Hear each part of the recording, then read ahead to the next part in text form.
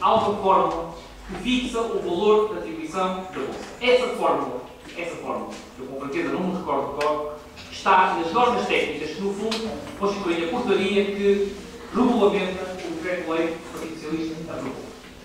O que acontece é que, depois de calculada a captação do agregado familiar, é ainda minorado esse rendimento.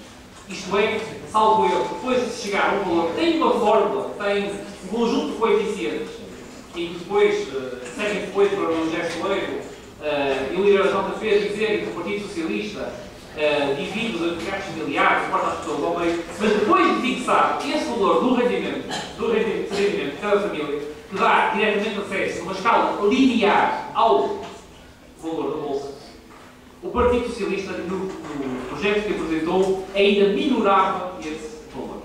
Ou seja, é calculado um determinado rendimento para cada agregado familiar, que permitiria a cada estudante de ensino superior oferir uma determinada bolsa. As normas técnicas que o Partido Socialista apresentou reduziam ainda o valor desse rendimento, para facilitar maior acesso por parte dos jovens às bolsas de ensino superior. Isto é verdade. Isto é verdade. O que é que acontece? Não é explicar tudo. Mas deixa-me explicar. Tu és deputado, tens a obrigação de saber. Não, sei explicar. Não, desculpa. É muito simples. Há um fator das normas técnicas, que é o C, que é o da captação para efeitos de autodição da bolsa de estudo. Verdade? E esse valor resulta de uma fórmula local. Verdade? Essa fórmula local contempla uma minoração do rendimento das famílias. Ao ver, é um coeficiente de 0,8. Verdade ou mentira?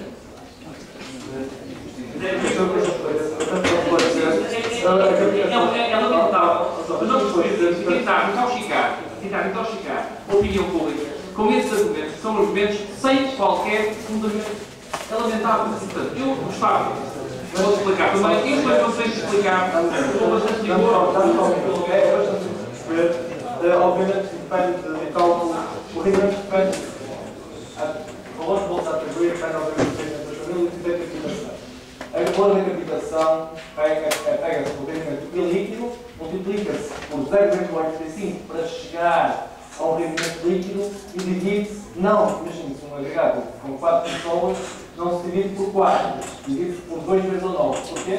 Porque o menor de idade vale 0,5 valores, o maior de idade tinha um porcento de bolsa, recebe 0,7 e o bolseiro é 1. Portanto, não só existe este coeficiente para se achar ou tentar estimar um valor líquido, aliás, como depois não se divide pelo valor real da composição do agregado. E porquê que nós multiplicamos por 0,85 e não temos em conta o valor do rendimento líquido de cada agregado familiar? Porque o rendimento líquido de cada agregado familiar é ainda sujeito a tributação. E como se sabe, a tributação é feita através de escalões de rendimento. E, portanto, ao não contemplarmos o valor ilíquido, ao valor líquido e contemplando o valor ilíquido, o que fazemos é introduzir mais um critério de justiça social na fórmula de cálculo. Por uma razão muito simples. Porque desse valor ilíquido, certo? Muitos seriam tributados a 42% e outros seriam tributados por um valor muito mais reduzido. Portanto, esse coeficiente de 0,45, que eu gostaria que fosse mais reduzido para que mais pessoas tivessem acesso à bolsa de ensino superior, e é aí que eu acho que reside a grande questão, é nesse fator 0,85, é o fator que introduz justiça social e que eu gostava, e estou convicto que o Partido Socialista também gostava, que fosse um valor mais baixo. Mas para terminar, espero que tenha sido útil esta informação, porque é lamentável que seja deputado e não tenha conhecimento com a devida rigor destas matérias. Mas gostava também de dizer o seguinte, que, no que diz respeito à execução orçamental, eu acredito que ela vai ficar, efetivamente, um pouco aquém das expectativas. Acredito isso. Mas, pelo menos, se não se tivesse formado na Assembleia da República uma verdadeira coligação governativa, uma coligação negativa, para abolir o regulamento tal como o conhecíamos, era certo que os jovens estudantes, no início do ano letivo que se avizinha, 2011-2012, não passariam, uma vez mais, por um processo de incertezas que, efetivamente, eu reconheço, foi muito prejudicial no ano coletivo transado. E, portanto, eu não tenho qualquer problema em defender a proposta do Partido Socialista no que diz respeito ao regulamento de atribuição do ensino superior e do Estado que os deputados, em particular da Assembleia da República, tivessem um papel mais esclarecedor nos debates em que participam. Eu daria 2 minutos aos deputados ou se querem fazer agora. Deixa só responder sobre o que disse para todos esclarecer melhor sobre o assunto. João. Só deixar um pouco, inicialmente por isso que eu estou a ideia, a divisão de votos e as normas técnicas. Isso por um lado, a FAP atacou logo desde o início, sempre em 2010. Não fez por um regulamento de atribuição de bolsas de estudo, eu passo a explicar porquê. Porque, em primeiro lugar, é um regulamento pouco ou nada regulamento, efetivamente. Institui uma série de princípios com os quais a FAP sempre defendeu, como, por exemplo, a contratualização e a linearidade. A condição de recursos. Mas, efetivamente, não está no regulamento de atribuição de bolsas de estudo como é que se calcula o valor da bolsa de cada estudante, ou quantos estudantes ou não é que têm bolsa. Isso acontece nas normas técnicas nacionais. Estou certo, se lês também a posição da FAP. Em relação às normas técnicas nacionais, são completamente opostas em relação ao regulamento de atribuição de bolsas. E já agora, as normas técnicas também não saíram por portaria, mas sim por despacho.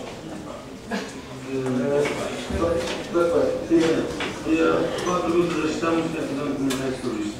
É que o impacto destas novas regras, 70-2010, do CORE da INSS, que é o regulamento das normas técnicas, foi a exclusão de milhares de estudantes. E, portanto, um sistema que baixa as bolsas e que exclui milhares de estudantes é, obviamente, um sistema injusto.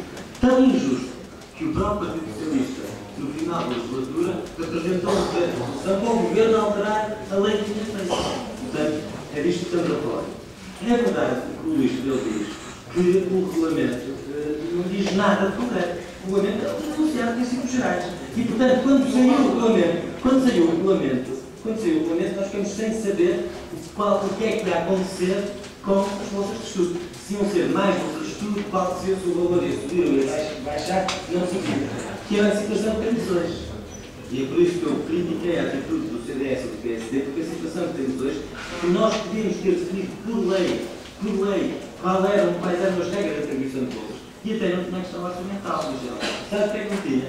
Tu até podias ter definido as regras a aplicar na aprovação do próximo orçamento. O que aconteceu é que o PS e o CDS não quiseram assumir essas regras. Porque quiseram chutar essa responsabilidade ao governo e não ser a Assembleia da República a assumir essa responsabilidade. De qualquer forma, capitação, para sermos esclarecedores, capitação veio de capita. Capita quer dizer cabeça em latim. Cabeça. E é por isso que quando nós falamos da capitação, a capitação de cada família o quê? É o valor por cabeça dessa família. É por isso que antes a fórmula normal de calcular a capitação é chegar ao rendimento da família e dividir pelo número de cabeças da família. Isso é que é capitação. É por isso que uma família de 4 pessoas chegava ao rendimento e dividia-se por 4. O que é que diz o decreto-lei de 2010? Que a pessoa que quer a bolsa vale uma cabeça, que os outros adultos valem 0,7 cabeças e que as crianças valem 0,5 cabeças. O que quer dizer que a capitação é o rendimento da família não a dividir por 4 cabeças, que era o que era antes, mas por 2,9 cabeças, quando na verdade são 4 pessoas. E isto inflaciona extraordinariamente o rendimento por cabeça do agregado, o que significa que ele parece mais rico e, portanto, vai receber menos bolsa, e essa é uma das razões. Porque hoje os estudantes viram as suas bolsas reduzidas, mesmo mantendo exatamente a mesma situação.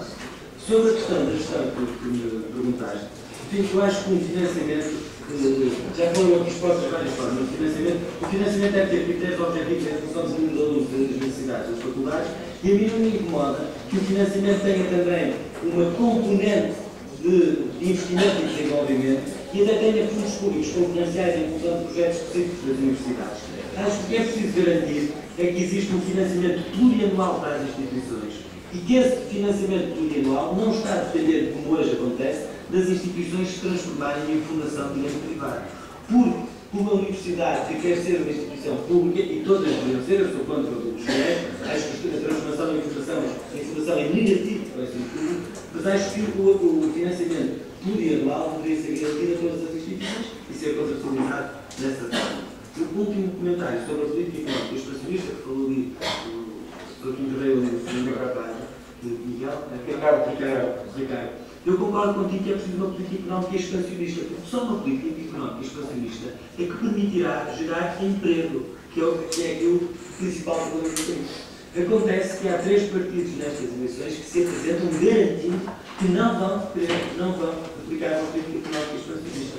Porque o acordo da Troika o que diz é que o país vai entrar em recessão, vai crescer menos e vai aumentar o desemprego. E que não vai ter nenhuma capacidade de ter uma política económica com investimento para a criação de emprego.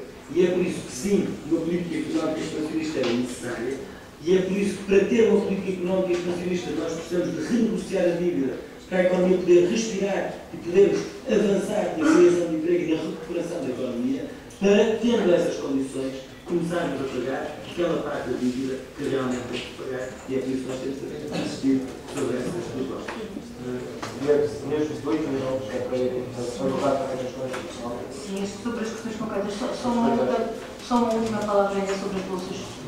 Porque eu acho que houve alterações, nomeadamente no 70-2010. Nós estamos especialmente à vontade porque nós propusemos o fim do decreto 70-2010 para todas as prestações sociais. O meu filho perdeu 23 euros da abono de família porque eu me encontro no 4 escalão de rendimento, apesar de receber 630 euros, que fica entre os 630 e os 2.000. E, portanto, também por os intervalos serem grandes, cria estas dificuldades. E, portanto, não foi só pelo facto de eu ter acesso ao abono de família e ter perdido o abono de família, porque nós entendemos que era uma medida gravosa. Mas nós propusemos o fim do decreto 70-2010 na aplicação do subsídio social de desemprego, na definição dos abonos de família, do complemento solidário para idosos, porque entendemos que é negativo. Mas entendemos que se a proposta do CDS podia, de alguma forma, ainda que muito pequenina, resolver algum problema de algum estudante de ensino superior, já merecia o nosso acordo, porque apesar de não resolver o problema de fundo, nem que fosse para salvar a situação dos estudantes, nós entendíamos que já valia a pena. Agora, também temos que ter presente uma questão. Nós temos estado a falar aqui de normas técnicas, e isto, de facto, é uma norma técnica. Agora, o que nós entendemos fundamental é a revisão da Lei da Ação Social Escolar de fundo. Porque a norma técnica, como o próprio nome indica, não é uma norma política. E, portanto, a norma técnica não diz aumentar o valor das bolsas, aumentar o número de alunos. A norma técnica dá corpo ao que a Lei da Ação Social Escolar hoje diz. E nós, mesmo antes de existirem estas normas técnicas, já tínhamos uma lei da Ação Social Escolar muito limitada, das mais limitadas da Europa, em que o estudante, para ter acesso à bolsa máxima, tinha que praticamente o seu agregado familiar viver com 419 euros. Um agregado familiar que vive com 419 euros, sejam 4 cabeças, sejam 3 cabeças, passa dificuldades, quanto mais ter um filho no ensino superior. E, portanto, a Lei da Ação Social Escolar está má desde o princípio, porque tinha que ser muito mais ambiciosa no apoio que devia garantir a todos os estudantes do ensino superior e àqueles que, de facto, precisam de um apoio urgente. E depois as normas técnicas tinham que dar, de facto, corpo a esse princípio, a esse objetivo maior de alargar mais estudantes. E quando o Governo, nomeadamente o Ministro Mariano Gago, afirmou na Assembleia da República que ia rever isto, nós perguntámos: mas qual é que é o objetivo do Governo? Põe lá as normas técnicas para o lado, porque quem faz as normas técnicas são serviços técnicos, não é um objetivo político. Qual é que é o objetivo? É aumentar o número das bolsas? É aumentar o valor? É alargar o apoio a mais estudantes? Ele dizia não, é concentrar os recursos. E quando o Ministro Mariano Gago diz concentrar os recursos, está-se mesmo a ver o que é que isto significa. É cortar e concentrar onde aqueles que realmente precisam. É verdade que há pessoas que deviam ter acesso à bolsa máxima que não têm. No ano letivo anterior existiam 75 mil bolseiros. Em 75 mil bolseiros existiam 119 bolsas máximas. Isto mostra bem como é que é difícil. Eu não sei como é que estes 119 alunos sobreviveram no ensino superior, eram sobreviventes, passavam certamente muitas dificuldades. Mas isto também mostra que a bolsa máxima, que são cerca de 419 euros, deveria ser entregue e devia ser garantida a mais estudantes, e neste momento não é, porque há muitos estudantes que deviam ter mais apoio porque têm necessidades muito profundas, mas também há outros que os pais até trabalham, mas que têm salários relativamente baixos, sim, eu termino já, e que não permite de facto que isso aconteça. E portanto nós entendemos que é preciso alterar de fundo a Lei da Ação Social Escolar.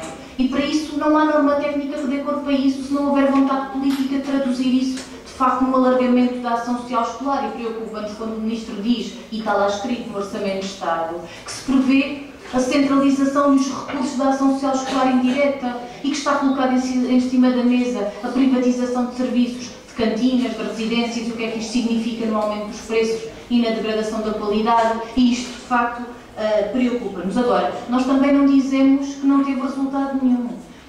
o CDS sobre...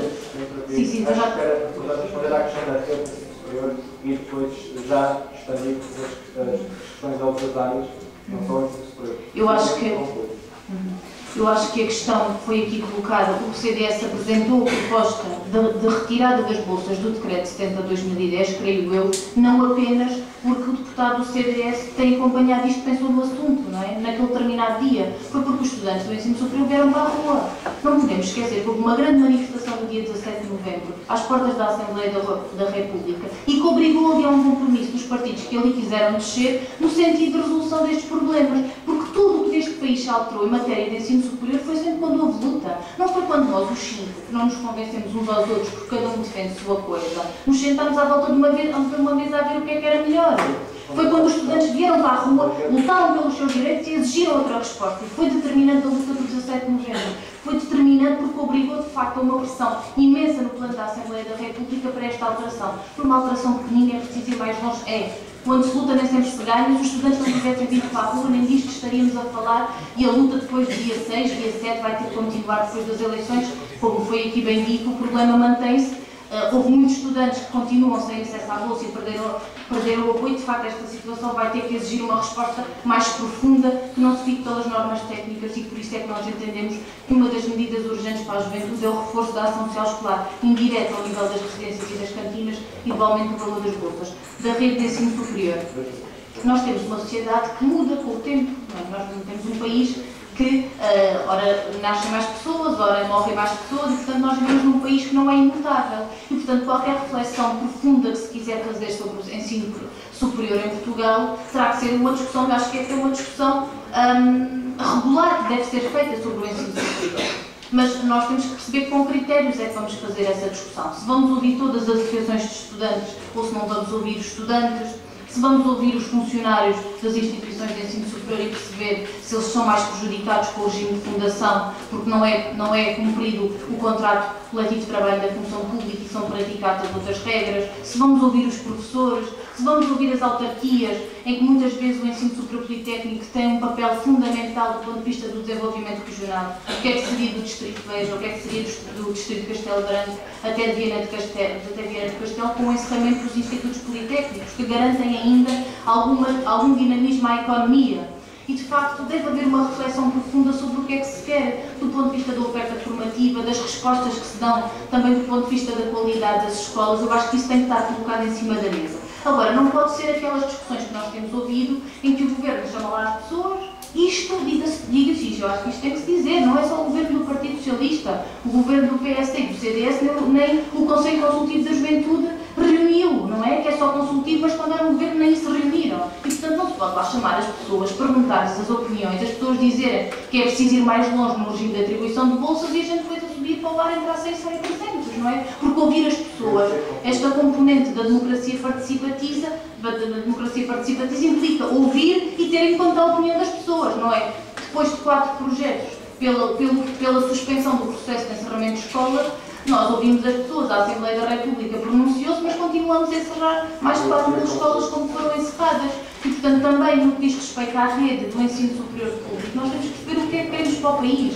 Queremos um ensino superior ligado ao desenvolvimento científico e tecnológico, em que os institutos politécnicos têm uma componente muito importante de ligação ao aparelho produtivo nacional, em que temos indústria naval que não se compreende como é que no Instituto Politécnico de Viana do Castelo, pela experiência ali concreta. Sim, mas eu vou responder à rede, porque senão também acaba por não responder a nada e também acho que depois acaba por ser injusto. Portanto, eu também tenho centrado, acho eu, nas respostas que têm sido colocadas e evitado aqui alguns soundbites, porque acho que isso depois interessa pouco. Mas isto para dizer o exemplo concreto aqui do Porto, a indústria naval, a importância da indústria pesqueira, também o Instituto Politécnico do Porto e a própria Universidade de Porto, do ponto de vista do desenvolvimento científico e tecnológico, tinha que ter ligação das necessidades de desenvolvimento económico e social do país àquela que é a realidade do ensino superior. Nós temos a dívida que temos porque temos que importar tudo o que consumimos e, portanto, devemos existir esta ligação entre o que é o ensino superior politécnico, o ensino universitário aplicado ao nosso aparelho produtivo, é um passo em frente que damos também na melhoria das condições de vida das pessoas. Obrigado. Agradecer um pouco o professor Alessio na plateia. Próxima questão. Eu gostava de focar uma questão sobre a Universidade Superior. Tiago,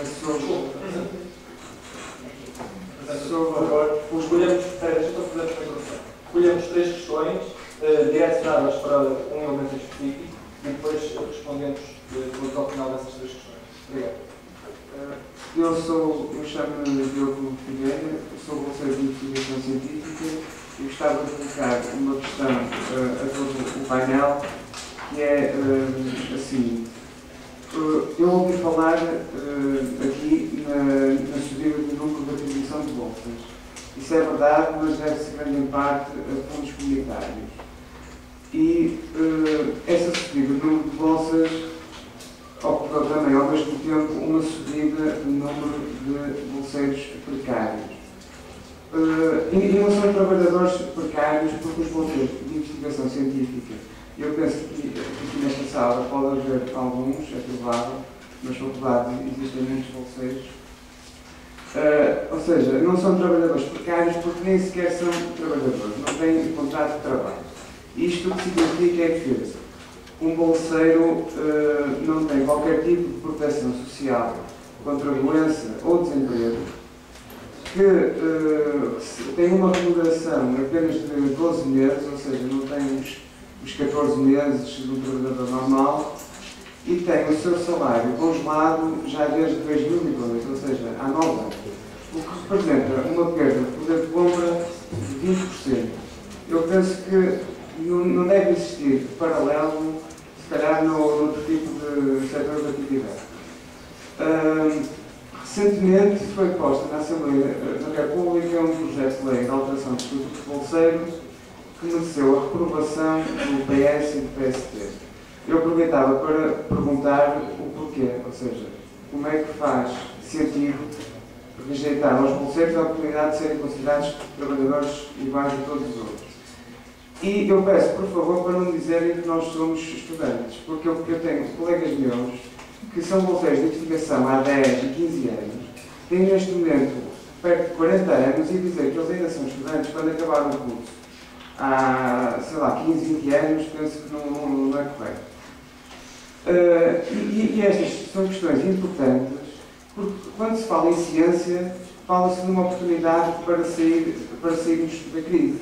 Porque ciência representa a criação de patentes, a criação de inovação, de produtos novos, que podem ser exportados, que trazem uma implementação do consumo interno, na melhoria da qualidade de vida de todos, e penso que é algo que não deve ser descurado. Eu gostava de ver aqui uma resposta clara e concreta nesta questão. Obrigado.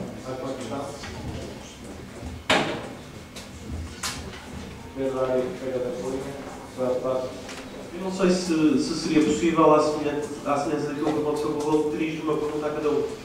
Se fosse direcionada, não agradecia. Foi assim que as preparei e é mais rápido fazer assim, porque foi assim que as preparei. Muito bem.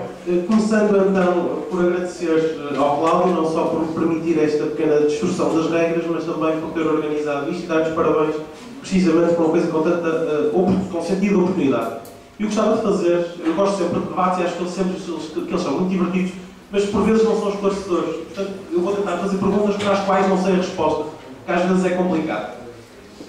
Então fazia uma pergunta a cada um. E começava talvez pelo João. Tenho a tarefa difícil, não só de explicar como é que isto aconteceu, que isto acho que seria interessante, mas como é que é possível a um governo um partido ou uma corrente política tão fustigada nos últimos tempos e relativamente à qual existe uma tão grande desconfiança, como é que se quebra este ciclo de desconfiança? Como é que os estudantes, os cidadãos em geral, professores, trabalhadores, renovam a sua confiança? Como é que há um plano para isso? Espero que corra melhor. Depois, para o José Soares. Não, pode ser primeiro para o Hugo, não é? Então, do PSD. Falaste bastante na questão da autonomia, mas eu, 2 perguntas depois, continuo sem perceber exatamente o que é que impede as instituições de ensino superior de terem receitas próprias. É o regime, é não terem aderido ainda ao regime fundacional, é não haver. O que é que falta para. O que é que falta em autonomia e o que é que essa autonomia representa de forma concreta? é a maior possibilidade de contratar e despedir, é não ter, do ponto de vista muito concreto, o que é que essa autonomia representa. Depois, para o PCP, tranquilizar em primeiro lugar a Rita, não é? Relativamente ao financiamento do Orçamento de Estado para a FLUP e para a FCUP. A FLUP recebe 8 milhões e tem 6,5 mil alunos. A FCUP recebe 16 milhões e tem menos de 200 alunos. Ainda bem que as coisas são assim. Depois, agradecer, falar sobre a questão da igualdade de oportunidades. De facto, acho que essa questão é muito importante e ainda bem que foi essa a tónica do teu discurso, fiquei bastante tranquilizado por causa disso. Mas a questão é, se é de facto no plano da igualdade de oportunidades que estamos a falar, porque é que, tendo nós a possibilidade de ter uma ação social que funcione de forma eficiente, ainda assim devemos lutar por uma eliminação das propinas? Ou seja, se nós tivéssemos uma ação social eficiente, precisaríamos de não ter propinas? A minha questão, sucintamente, é esta. E depois, uma pergunta para o José Soeiro. Já passando para o painel seguinte, que é a área da economia. Uma das grandes bandeiras desta campanha tem sido a renegociação da dívida. E com o slogan "não pagamos juros a agiotas". Aquilo que eu percebo, aquilo que eu respondo, aquilo que eu perguntaria a isto é o seguinte: não estamos, como diz o CDS no seu manifesto, a não pagar aquilo que devemos. A renegociação da dívida, por muitas agiotas que tenham sido os custos, foram coisas a que nos comprometemos. Não deveríamos dar a palavra, manter a palavra relativamente a estas coisas. E depois, a última pergunta para o Michel Seifert. O CDS critica o Bloco de Esquerda na renegociação da dívida, mas propõe a renegociação das parcerias público-privadas. Como é que isto se concilia?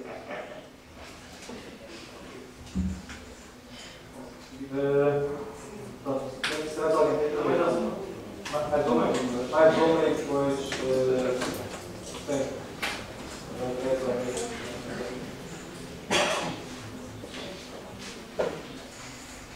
Boa noite, sou o Ricardo, estudante de ensino superior. No momento em que estamos na época de eleições, alguns partidos de repente lembram-se do Estado e do Estado Social. Eu queria fazer uma pergunta aos partidos que sucessivamente têm aprovado orçamentos de Estado. Foi uma pergunta que fizeram há bocado à deputada Rita Rasta. Eu queria fazer a mesma pergunta, nomeadamente do PS, PSD e CDS, que defendem as privatizações e nacionalizações das dívidas e isso tudo. Gostaria de saber se, ao mesmo tempo, defendem um Estado Social, onde é que vamos buscar o dinheiro para esse Estado Social? Essa é a questão. Obrigado. Obrigado. Até alguma questão para todos relativamente à investigação científica. Eu se usava isso, respondi a todos, e procurava ser mais sucinto e mais esclarecedor possível. Ao Diogo dizer que eu concordo contigo. Permite-me que se trate por tu. Porque eu acho que a aposta na ciência e na investigação é claramente uma área a explorar no futuro e que o Estado tem que apostar de forma efetiva e não é só, como tu dizes bem, chamar a atenção para a questão dos fundos comunitários, que espero, não tenho dados sobre isso, mas espero que de facto o pagamento das bolsas tenham vindo a ser feitos com regularidade, porque é uma das outras situações que muitas vezes ouço falar, é que de facto as bolsas não são pagas atempadamente. Quer dizer que acho que realmente tem todo o sentido que tenham os apoios sociais, que tenham outro trabalhador. Acho que deve ser estudado um modelo próprio para calcular precisamente as questões sociais e os direitos sociais dos estudantes, dos investigadores bolseiros. Mas quero também dizer que concordo tudo contigo na questão das exportações. Eu acho que o grande problema deste país é um problema que produz pouco e exporta pouco por isso, e acho que na questão da ciência e da investigação é fundamental apostar para que possamos reequilibrar as nossas balanças comerciais. Em relação à questão da autonomia, dizer ao Pedro que se calhar provavelmente eu sei menos de ensino superior do que o Pedro. ou do que a maioria dos dirigentes associativos. E digo isto sem qualquer beijo, sem qualquer, enfim, vergonha. Mas quero dizer que eu acho que a importância da maior autonomia para as universidades tem precisamente a ver com duas coisas. Agora, uma que eu não acho que seja dos momentos que nós temos isso, como tu sabes, que é o aumento da participação dos estudantes nos órgãos de gestão da universidade. Eu acho que isso traz outra capacidade à gestão da universidade. Por outro lado, como também deves saber, por norma, os institutos, as instituições de ensino superior têm grande dificuldade em gerir os seus fundos próprios por causa das reativações sucessivas que o Estado vai fazendo. E, portanto, eu acho que isso deve ser alterado. Acho que e o programa do PC reflete isso mesmo, deve haver autonomia para poder gerir os fundos de ativações, para poder ter o seu orçamento equilibrado e saber gerir. Isso são coisas concretas que eu acho que se deve mexer na autonomia das universidades, possibilitando isso mesmo às instituições de ensino superior. Ricardo, em relação ao Estado Social, acho que puseste o dedo na ferida. Eu não defendo a nacionalização da dívida. Defendo algumas privatizações, bastantes até, e digo também sem qualquer problema, mas são as mesmas, ou algumas mais, que estão no memorando da Troika. Nós não inventamos. Quero dizer que a questão do Estado Social é esta. O Estado Social não é mais do que o Governo, se quiseres, possibilitar, através dos apoios que faz às pessoas, um conjunto de bens e serviços. De prestações sociais a quem menos tem, o acesso à saúde, o acesso à educação. E a questão é essa. É que se não houver dinheiro, o Estado não pode fazer isso. E sabes qual é o problema? É que todos estes cortes que houve nestes últimos anos ao Estado Social, aqueles que eu comecei por elencar no princípio do debate, o aumento das taxas moderadoras, o aumento do preço dos medicamentos, o corte aos abonos de família, tem precisamente a ver com isto. É que o Estado não tem dinheiro. Porquê é que vai ser feito algumas privatizações? Precisamente por isso, para que o Estado possa ter dinheiro, para reformularmos o Estado, para que não ataquemos o Estado Social. E esta é uma mensagem que eu queria que ficasse aqui muito clara hoje. O Partido Social Democrata é um partido que defende o Estado Social.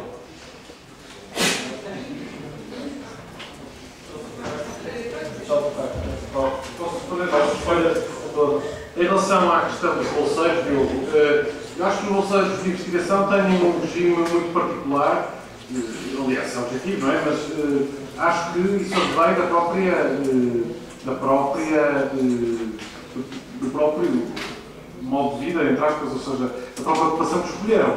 De facto, as bolsas de investigação, pela própria natureza das mesmas, pelo formato de bolsas, são muitas vezes ligadas, por exemplo, a um projeto que se esgota e que depois deixa de haver o financiamento. São, como bem disseste, vidas por europeus e ainda bem, porque afinal aproveitamos alguma coisa captamos alguns fundos estrangeiros para o nosso desenvolvimento, mas é uma natureza muito própria, é uma relação muito própria, é uma relação que não tem diretamente, acho eu, que ver com uma relação contratual de alguém que trabalha, por exemplo, num laboratório, numa empresa, e que faça investigação nessa empresa de uma forma contínua e continuada. E acho que nós devemos pensar muito seriamente, quando falamos de bolsas de investigação, de pessoas que estão a fazer um momento da sua vida, mas eu acho que devem partir, por exemplo, para se autoempregarem ou serem empregos em áreas da tecnologia de ponta ou de investigação na área que estiverem a fazer no mundo empresarial, porque de facto é muito volátil quem está dependendo de uma bolsa de investigação. Não obstante isso, o CDS apresentou uma proposta que foi chumbada, acho que só contou com os votos dos verdes, curiosamente, uma curiosa coligação da integração dos bolseiros de investigação no sistema do regime geral da Segurança Social. Ou seja, de que, apesar de estarmos a falar de uma atividade com essas particularidades que eu tentei referir, de que os bolseiros de investigação pudessem ao menos gozar da proteção social que gozam os outros trabalhadores e que quando deixassem de receber a bolsa pudessem pelo menos ter apoio social. Ela foi de facto chumbada com os votos contra do PS, os votos a favor do CDS e dos Verdes e a abstenção dos restantes partidos. Vou soltar a pergunta do Pedro para votar nela logo a seguir, dizendo ao Ricardo que onde é que vamos buscar dinheiro para o Estado Social? Andámos a ir buscar nos últimos anos todos à dívida que fomos ter com o estrangeiro, porque chegamos a este dia de hoje e o Governo teve que chamar o FMI. Não soubemos reformar muitas coisas em Portugal, nomeadamente o Estado Social, mas também com certeza o setor administrativo do Estado, o setor empresarial do Estado, a nível central, regional e autárquico. Não soubemos gerir muita participação do Estado que dá prejuízo para ir buscar algum dinheiro para o Estado Social. E uma coisa eu acho que nós temos que perceber, é que nós agora recebemos uma espécie de uma segunda oportunidade, apesar do que aqui já foi visto do Bloco de Esquerda do PCP, como um empréstimo do FMI. É um empréstimo a juros muito melhores do que aqueles que, ao contrário, aliás, do que aqui disse também o João, muito melhores do que aqueles que estavam a ser pagos ainda antes do tempo do governo ter caído, é verdade, e vem com cláusulas que eu julgo que nos permitirão fazer algumas reformas necessárias, mas temos que fazer mais. Se as coisas ficarem todas iguais, também este dinheiro se esgotará e vamos chegar ao fim de mais um ciclo sem pagar as dívidas e depois vamos ser um país que não honra os seus compromissos. É preciso racionalizar o Estado. Eu acho que o dinheiro para o Estado Social tem que vir de algumas privatizações, com certeza, porque muitas das empresas que têm que ser privatizadas são empresas que estão a dar prejuízo. E que eu julgo que a gestão privada dará eficácia e eficiência a essas empresas e outras têm que fechar mesmo. Parece-me evidente que há montes e montes de empresas municipais que têm mesmo é que fechar. Aliás, há uma autarquia que não tem empresas sociais, municipais, não tem cargos municipais e não tem dívida desde logo, é a Ponte Lima, liderada pelo CDS. E depois vamos à questão do Pedro em relação à negociação da dívida e à negociação das PPP. É que estamos a usar palavras iguais, mas significados diferentes. Quando o Bloco de Esquerda diz renegociar a dívida, está a dizer unilateralmente, eu agora não vou pagar. Eu tinha aqui um plano de pagamento, nós acordámos isto, vocês emprestaram dinheiro, eu disse que ia pagar isto há 10 anos, chegou ao 10º ano e eu afinal não pago, eu vou prolongar isto até 15 anos. Isso só quer dizer uma coisa, isso quer dizer fazer default, no fundo quer dizer bancarrota, porque não pagar aquilo que nos comprometemos a pagar. Era mais ou menos como se ao fim do mês de dezembro, o Governo dissesse aos funcionários públicos, eu pago o subsídio de Natal no ano que vem, se calhar agora não vou pagar. Seria mais ou menos a mesma coisa. Eu não sei se o Bloco de Esquerda defende isso, nós não defendemos, nós temos que honrar os nossos compromissos. Neste PPP nós vamos, antes de mais, dizemos que não pode haver mais nenhuma parceria pública ou privada antes de se avaliarem as existentes, mas quando falamos em renegociar, falamos numa renegociação tripartida. É entre o Estado, os adjudicatários e as entidades que financiam. E tem que haver com o consenso, com certeza. E depois é que vamos ver quem é que está interessado, afinal, a ajudar o país. E vamos ver, porque nós podemos renegociar com um bocadinho de esforço dos privados. Porque aquilo que nós fazemos nas parcerias público-privadas é uma coisa muito simples.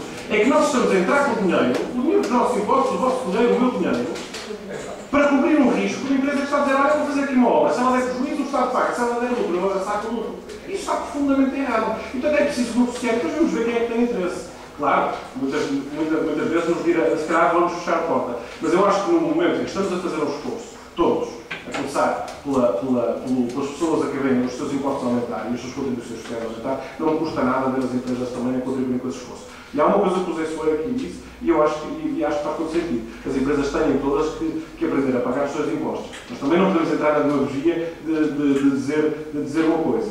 É que há empresas que sabem aproveitar muito melhor as formas legais de deduzir fiscalmente determinadas despesas, e há outras que não conseguem. Porquê? Porque uma empresa gigante como um banco tem um departamento financeiro e jurídico gigantesco também. E consegue ir atrás de todos os buracos da lei fiscal e ir buscar alguma coisa para si. E é por isso que o CDS defende para as pequenas e médias empresas. Se exista um outro regime fiscal, um regime muito mais simples, que permita que as pequenas e médias empresas não tendo de contratar tão grandes, não podendo, desde logo, porque uma empresa às vezes é constituída por 2 ou 3 pessoas, um grande departamento jurídico ou financeiro possa ainda assim chegar ao fim do mês e não pagar todos os impostos. Interessantes questões que foram levantadas. Diogo, eu vou responder de forma muito concreta à tua questão sobre a utilização de bolseiros de investigação científica.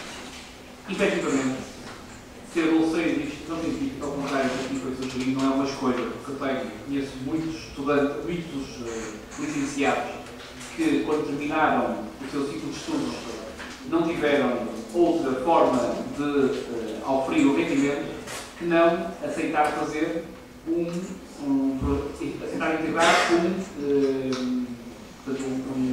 aceitar uma bolsa de investigação científica num projeto que, sem descurar a sua mais-valia e o seu interesse científico, é uma condição diferente daquela que muitos dos bolseiros que hoje dirigem a científica gostariam de ter, que é poder ingressar no quadro de uma empresa ou ter uma experiência no mundo empresarial. E isso é particularmente verdade, como sabe, no mundo da engenharia e em particular na Faculdade de Engenharia da Universidade de Porto.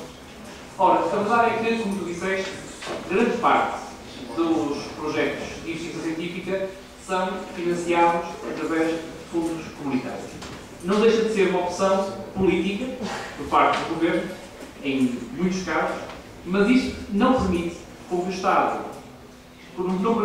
Estado se comprometa a integrar esses bolseiros num quadro, digamos assim, e proporcionar-lhes um horizonte estável de remuneração à semelhança do que faz, por exemplo, com os funcionários públicos.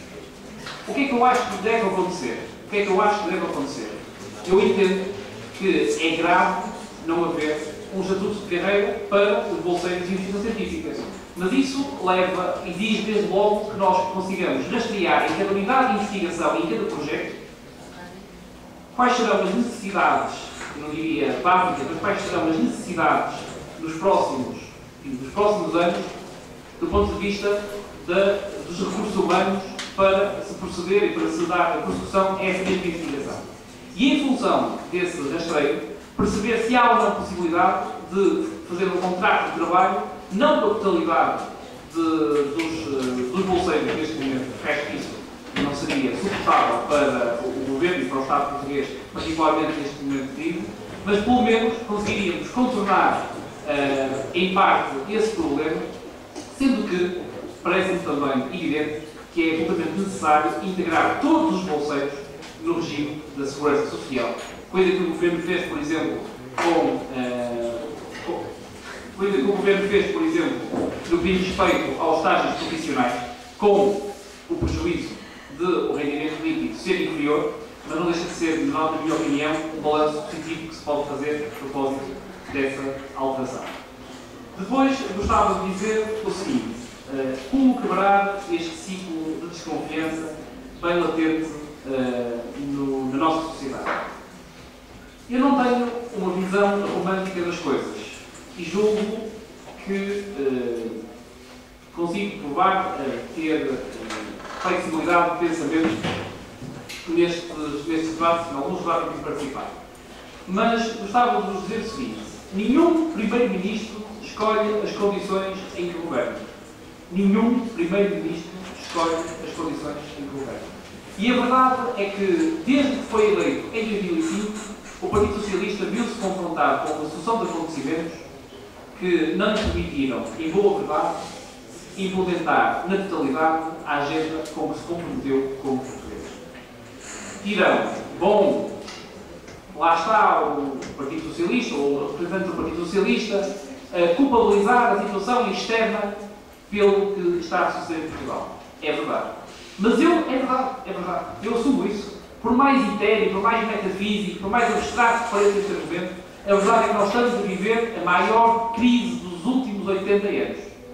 E este argumento de que não foi nenhum governo a criar esta crise, de que foi a ganância dos mercados financeiros e dos especuladores, é válido não apenas para os governos de esquerda, como também para os governos de direita na Europa. Gostava de dizer o seguinte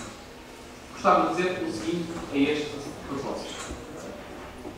A crise que nós vivemos é uma crise de paradigma. E as receitas que as instituições financeiras internacionais, a União Europeia, o Banco Central Europeu sugeriam em 2008 e em 2009 foram de imediato desmentidas em 2010.